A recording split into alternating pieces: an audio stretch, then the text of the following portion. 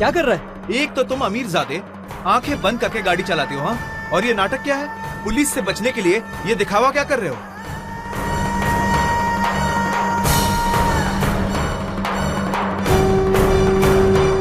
पत्नी है मेरी।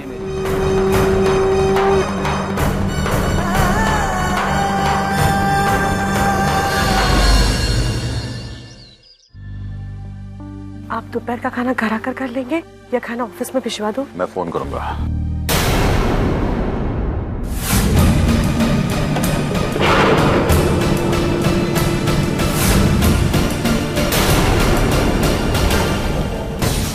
तुम दोनों यहाँ? तुम्हारी हिम्मत कैसे हुई इस घर के चौखट पर पैर रखने की? अरे सदाशिवा, बाहर निकालो इन दोनों को।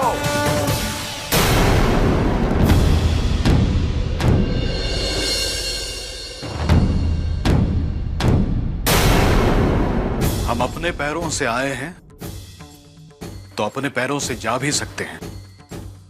बस कुछ कहना है आपसे, इसलिए आए हैं। हमसे माफी की उम्मीद कर रहे हो? आपसे माफी की उम्मीद कौन कर रहा है? तुम आए हो यहाँ पर? मैं अपनी मर्जी से यहाँ नहीं आया हूँ। आपके बेटे ने मुझे यहाँ आने पर मजबूर किया है। मतलब? कहाँ है आपका बेटा? बुलाओ उसे, उसी के सामने बता देता हूँ। आदित्य घर पर नहीं है। लेकिन परशुराम जी, बात क्या है? कह दो अपने बेटे से इसके आगे कभी भी किसी भी बहाने मेरी बेटी से मिलने की कोशिश ना करें। आपने अपनी तरफ से ये रिश्ता तोड़ा है ना, तो अपने फैसले पर कायम रहिएगा। हम हमारी बेटी को आदित्य राजे के बगैर जीना सिखा देंगे। आप अपने बेटे को हमारी बेटी के बगैर जीना सिखा दीजिएगा। तुम्हारी बेटी में ऐसा क्या है जो हमारा बेटा उसके बगैर जी नहीं पाएगा? मेरी बात अभी तक पूरी नहीं हुई है अन्ना साहिब। चलिए अन्ना साहब, आज मैं आपको हिसाब सिखाता हूँ। हमारी बेटी को दी हुई हर चीज हमने आपको लौटा दी है। अब मेरी बेटी ने इस घर को जो भी कुछ दिया है आप हमें लौटा दीजिए। तुम्हारी बेटी ने क्या दिया है हमें? मेरी बेटी ने आपके दो बेटों को जीवन दान दिया है। ढेर सारा प्यार और सम्मान दिया है इस घर में रहने वालों को। यह एहसान मुझे लौटा दो। क्या आप ये कर सकते हैं? नहीं ना? तो अब खुद ही समझ लीजिए कौन धनवान है और कौन भिखारी। हमसे गरीब तो आप है। आप हमारे एहसान तले दबे हुए हैं आप। और जो एहसान तले दबे होते हैं ना, वो ऊंची आवाज में बात नहीं किया करते। इसके आगे ख्याल रखिएगा। चलता हूं मैं।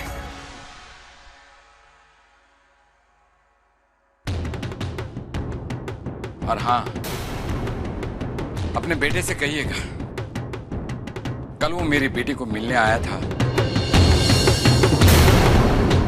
तब मैं बहुत शराफत से पेश आया था। अगली बार पता नहीं मैं ऐसे कर पाऊंगा या नहीं।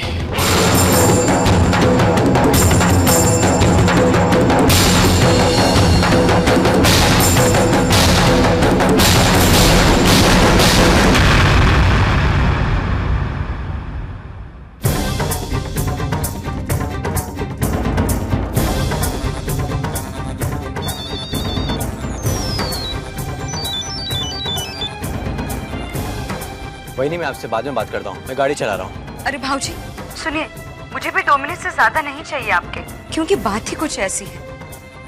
कहिए, क्या बात? स्वरा के बाबा आए थे घर पे अपने बेटी के एहसान गिनवाने के लिए। मतलब?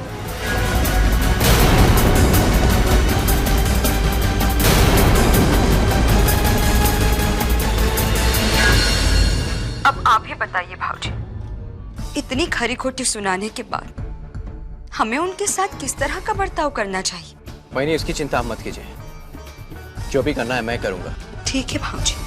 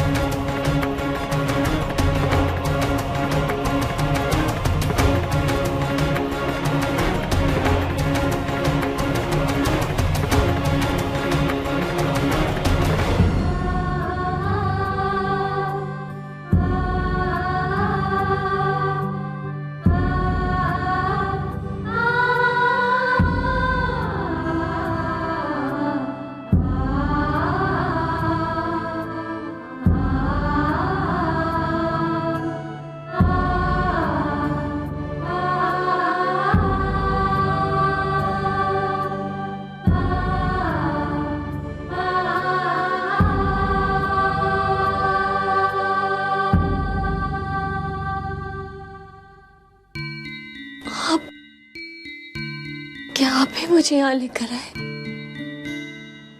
हाँ। इतना सब कुछ हो जाने के बाद भी आप? मैंने तुम पर कोई एहसान नहीं किया। हाँ, एक आध एहसान उतारा जरूर है। मतलब मैं कुछ समझी नहीं, आप क्या कहना चाहते हैं? क्यों? जब तुम्हारे बाबा घर से निकल रहे थे तो उन्होंने तुम्हें बताया नहीं कि वो हमारे घर जाकर किन चीजों का हिसाब किताब मांगने वाले? मेरे बाबा से तुम्हारे सारे एहसान गिना दिए जो तुमने हमारे घर पर किए थे, और उन्होंने ये भी कहा कि मेरी जिंदगी तुम्हारी बदौलत है, और तो और हम सारे मिलकर तुम्हारे एहसान उतार ही नहीं सकते। संजोग तो देखो, वहां तुम्हारे बाबा कुछ कह रहे थे और यहां आई महालक्ष्मी ने मुझे मौका दे दिया तुम्हारे एहसान उतारने का। अब जाओ, जाकर कह दो अपने बाबा से जो उनकी बेटी ने मेरी जान बचाकर जो मुझ पर एहसान किया था, आज अन्ना साहेब के बेटे ने तुम्हारी जान बचाकर वो एहसान उतार दिया है। और हाँ सर, तुमने हमारी सारी चीजें लौटा दी थी ना, आज मैंने तुम्हारी जान बचाकर वो सब कुछ लौटा दिया है। अब तुम्हारा हम पर कोई कर्जा बाकी नहीं रहा।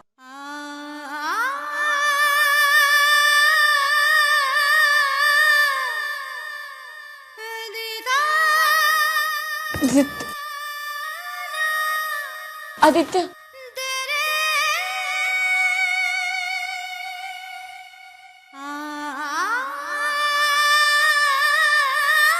आपके पति कहाँ हैं? हाँ जी, वो अभी अभी। मैं तो उन्हें खुशखबरी देने आई थी। खुशखबरी? हाँ, आप माँ बनने वाली है।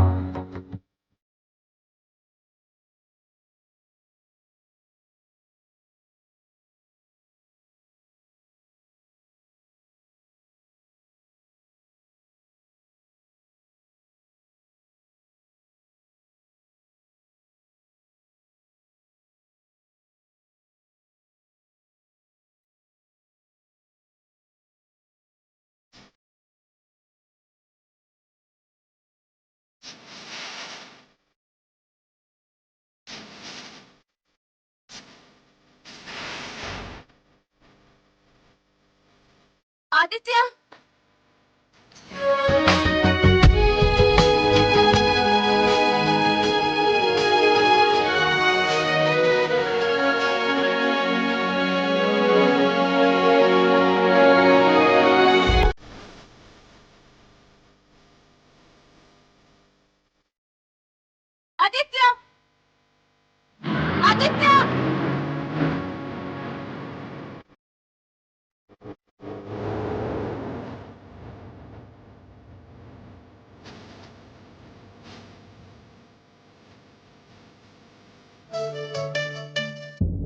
खुशखबरी मैं उनसे ये बात कहना चाहती थी। ये बात बच्चे के पिता होने के नाते पहले उन्हें पता होना चाहिए ना। ये तो उन्हें कहा कि मैंने उन्हें बहुत आवाज दी और वो चले गए। चुप हो जाना मेरी बच्ची। ऐसी हालत में तेरा रोना तेरी सेहत के लिए ठीक नहीं है। आज महालक्ष्मी है ना, सब देख रही है। उसके पास तेरे लिए जरूर कोई ना कोई रास्ता होगा। आई पे विश्वास है ना, सब ठीक हो जाए। चिंता मत कर, तू थोड़ी देर के लिए सो जा।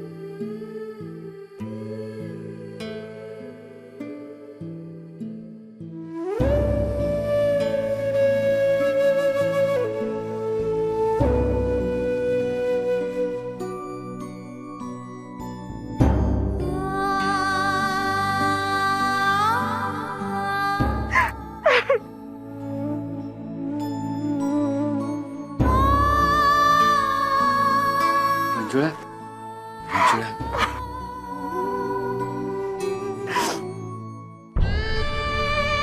इतनी बड़ी खुशखबरी मिली तो भी ऐसे हालातों में कि हम अपनी खुशी जाहिर भी नहीं कर सकते। क्या करे क्या न करे कुछ समझ में नहीं आ रहा है, कुछ समझ में नहीं। मंजुला, मंजुला समझ नहीं। हाय हाय, मेरी बच्ची की रक्षा कर, मेरी बच्ची की रक्षा कर। सदानंद, दुख और सुख रात और दिन की तरह होते हैं। जब दुख आता है तो उसके पीछे पीछे सुख आता ही है। महाराज, हमारे घर में जो हुआ है उसके बाद हमारा अच्छाई पर से विश्वास से उठ चुका है। ऐसा लग रहा है जैसे हमारी जिंदगी में अब कभी कुछ अच्छा हो ही नहीं सकता।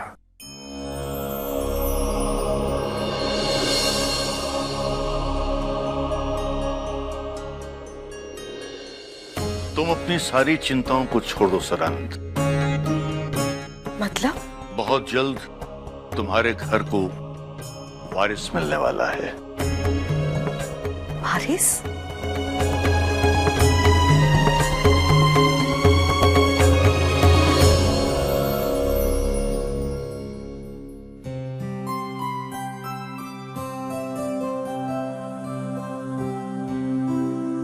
आइए अन्ना साहब, आपके लिए गर्मा गर्म चाय आज मैंने खुद बनाई है। आज सिर्फ चाय से काम नहीं चलेगा। आज इस घर में एक बहुत बड़ी खुशखबरी आई है। रागिनी, हरिदादा से कहकर कुछ मीठा मीठा बनवाओ। हो अन्ना साहब। खुशखबरी? कैसी खुशखबरी? हम बाबा महाराज के दर्शन के लिए गए थे। महाराज ने कहा है जल्द ही इस घर में वारिस आने वाला है। अभी बाबा महाराज ने ये नहीं बताया कि वारिस कौन देने वाली है। तुम दोनों में से कोई भी हो सकती है। रागिनी तुम या तो दीप्ति तुम। बस ये सच है, जल्दी इस घर में बच्चे की खिलकार या गूंज उठेगी।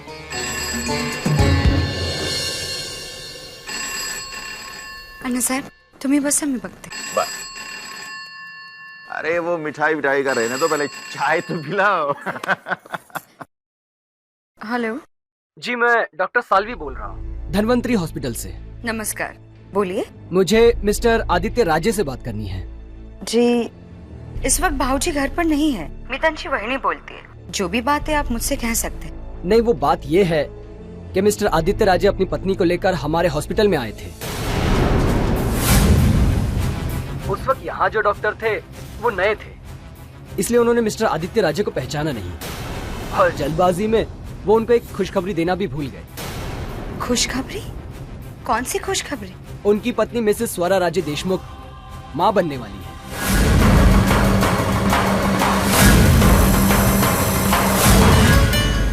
मिसेस स्वरा राजे देशमुख माँ बनने वाली हैं।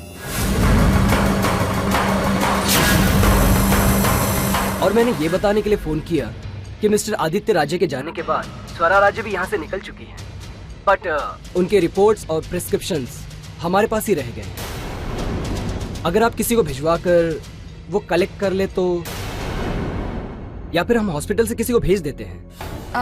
डॉक्टर साहब, उसकी कोई जरूरत नहीं है। मैं हमारे घर से किसी को भेज देती हूँ, वही आके कलेक्ट कर लेंगे। Thank you.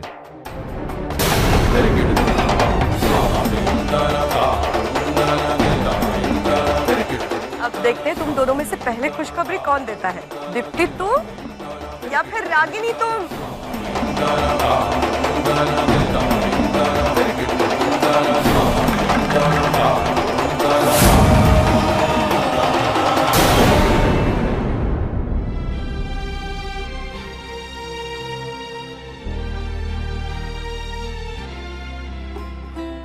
कहाँ जा रही है स्वरा? हवेली। किस लिए?